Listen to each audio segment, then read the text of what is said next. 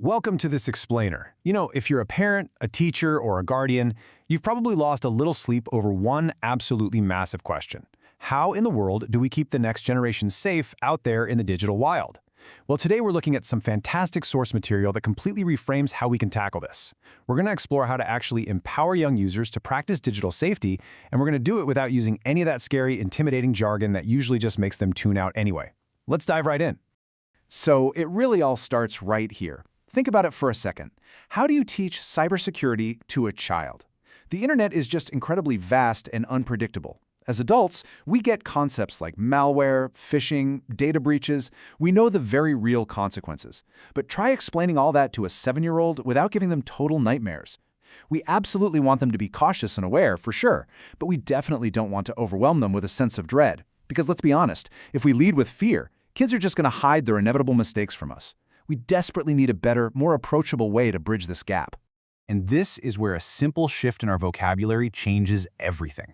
On one side, you've got traditional, scary cybersecurity. That old-school approach relies heavily on intimidating jargon and fear-based rules. It feels super restrictive, and honestly, it just sounds like a bunch of punishments waiting to happen. But the source material introduces a really brilliant pivot. We move to simple device health. This entire framework is built around positive maintenance and smart habits. By using words that kids already understand in their daily lives, like health, wellness, and checkups, we totally strip away the anxiety. We turn what used to be a daunting technical chore into just a normal, everyday hygiene habit. Kind of like brushing your teeth before bed. All right, moving into Section 1, keeping your devices healthy. Let's look at some routine maintenance for our digital explorers. Before we even get into defenses or rules, we have to start with this really uplifting premise. The internet is actually a wonderful place for smart, cautious, and responsible explorers. The text emphasizes this empowerment message so strongly. We want kids to see the online world as this remarkable tool for learning and joyful exploration. And why does that matter? Because labeling them as smart, cautious, and responsible explorers gives them a really positive identity to step into.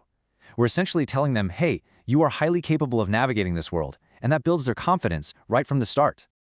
Try explaining a software patch or a zero-day vulnerability to a kid and just watch their eyes completely glaze over. It's so abstract. But a digital vitamin? Boom! That clicks instantly. This core metaphor is just incredibly sticky. Instead of talking about system exploits, we simply teach kids that their devices need their digital vitamins. These vitamins fix hidden problems and keep the hardware healthy and secure against outside threats. It's so tangible.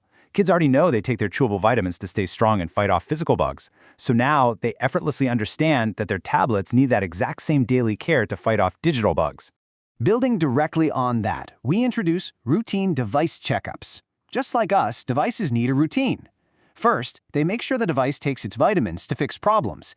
Second, they learn that this naturally makes the device safer and stronger. But let's pause on the third point here, because this is a massive game changer. Give the device a rest. This is a profoundly effective way to explain screen time limits. Simply putting a tablet away at dinner time isn't a punishment anymore, it's just letting the device rest so it doesn't get overworked. This one simple reframe totally eliminates those classic screen time battles. Moving right along to Section 2, spotting sick device symptoms, which is all about navigating threats without the panic. Look, inevitably, your kid is going to stumble onto something malicious online. A classic example is that fake, flashing antivirus pop-up screaming that the system is infected. But by framing a scary malware pop-up simply as a symptom of a sick device, we completely change their psychological reaction. Instead of that awful heart-dropping panic of thinking, oh no, I broke the computer and I'm grounded forever, they can just calmly recognize the situation. Ah, my device is just showing a sick symptom. It totally neutralizes the panic response. So let's break down the exact game plan. Here is the highly actionable guidance derived straight from the sources. Step 1. Spot the sick pop-up symptom. Awareness is key. They just identify that something looks a bit strange. Step 2. Do not click on it. We teach them that clicking around might actually make the sickness worse. And Step 3, the absolute most vital step of all. Ask an adult first. By keeping this to 3 extremely simple, clear boundaries, a child can actually remember what to do even when a screen is flashing at them. Now on to Section 3, the Safety Super Team. This is your primary online defense. To make all these abstract habits stick, the source material suggests a fantastic visual aid called My Device Health Report. Imagine sticking a colorful chart right on the fridge.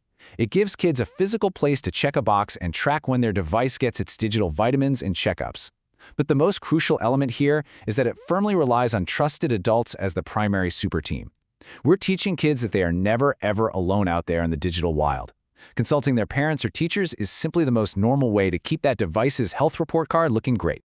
And this brings us to a truly profound truth at the core of all this research. The text explicitly states, open communication with adults is the most important tool for staying safe online. Let that sink in. That is vastly superior to any expensive firewall or strict parental control app. If a kid feels they'll get in trouble for clicking the wrong thing, they're going to hide the screen. But if they view you as their collaborative super team helping them maintain device health, they will run to you the very second something looks off. Ongoing communication really is your ultimate security software. Which brings us to our final section, Section 4, Empowering Safe Online Journeys, focusing on smart habits for joyful exploration.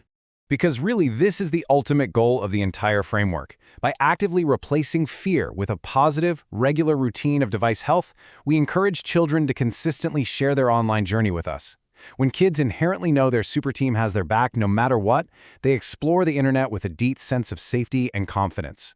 They transform into responsible digital citizens who actually want to talk to you about all the cool, fascinating things they're discovering online. So, wrapping up this explainer, I want to leave you with a question to chew on based on everything we've just uncovered. If your child clicked a malicious link tomorrow, would their very first instinct be to hide the screen in terror, or would it be to immediately call for their super team? It's a pretty powerful distinction, right? You don't need to be a brilliant tech expert to keep kids safe in this era. You just need to be an approachable, communicative team leader. So start talking about digital vitamins, schedule a simple device checkup this week, and let's replace that fear with true empowerment. Thanks so much for joining me to explore this framework. Now go assemble your super team.